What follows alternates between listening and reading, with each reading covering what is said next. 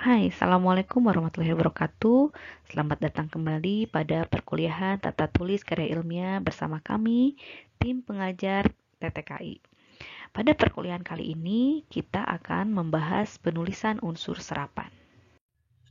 Bahasa Indonesia tidak mempunyai bahasa sendiri, sehingga bahasa Indonesia berasal dari berbagai bahasa.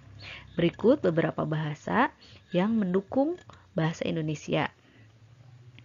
Pertama, berasal dari bahasa Nusantara seperti bahasa Jawa, Sunda, Minang, dan Bugis.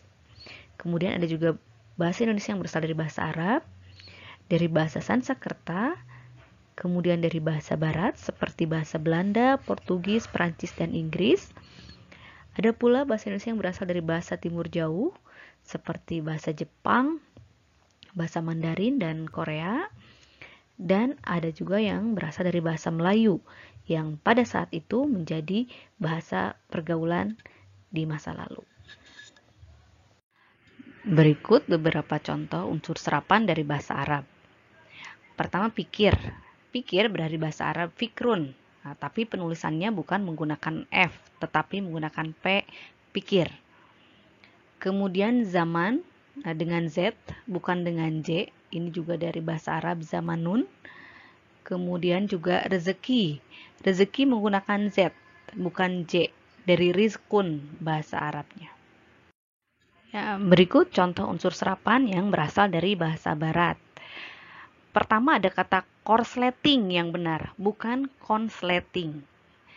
Kemudian ada kualitas, pakai U bukan pakai W, karena kita menggunakannya dari bahasa Inggris, quality. Kemudian ada diagnosis yang betul, bukan diagnosa.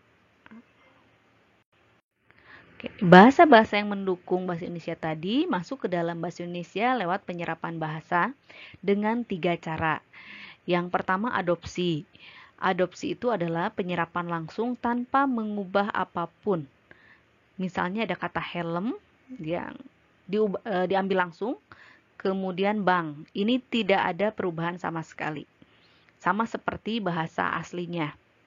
Helm dari bahasa Belanda, bank dari bahasa Inggris. Kemudian adaptasi. Adaptasi itu adalah perubahan yang disesuaikan dengan ejaannya. Misalnya ada kata universitas, itu dari bahasa Inggrisnya university, jadi TY di belakang berubah menjadi tas. Dan ada kata service, menjadi dalam bahasa Indonesianya service, ICE menjadi IS, jadi service.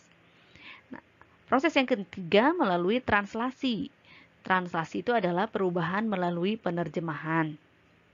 Misalnya pada kata drive-thru, saat ini sudah ada bahasa Indonesianya yaitu Lantatur, yaitu akronim dari layanan tanpa turun. Nah, kemudian juga ada kata tetikus, nih tetikus untuk mouse yang digunakan laptop atau komputer, nah itu namanya tetikus. Nah, ketiga proses tadi yang membentuk kata baku dalam bahasa Indonesia. Ya, berikut akan ditampilkan contoh kata baku yang menggunakan unsur serapan. Oke. Nah, aritmetika yang betul ya, bukan aritmatika, tapi aritmetika. Napas menggunakan P yang betul, bukan F, bukan nafas, tapi napas. Kemudian aluminium, bukan aluminium. Nah, Kemudian sistem ya, bukan sistem, karena dalam bahasa Inggris ini diambil dari bahasa Inggris, sistem tetap E, hanya yang berubah Y menjadi I. Jadi sistem bukan sistem. Kemudian respons menggunakan S, ini juga dari bahasa Inggris langsung ya, respons. Kemudian meterai yang betul, bukan materai, tapi meterai. Nah, ada lagi amandemen, bukan amandemen, tapi amandemen. Kemudian utang, bukan hutang. Kemudian lembab menggunakan P, bukan B, bukan lembab, tapi lembab. Kelembapan, bukan kelembaban. Nah, pesan yang terakhir, utamakan bahasa Indonesia, lestarikan bahasa daerah, dan kuasai bahasa asing. Demikian paparan mengenai unsur serapan, semoga bermanfaat. Sampai bertemu lagi di segmen selanjutnya. Terima kasih.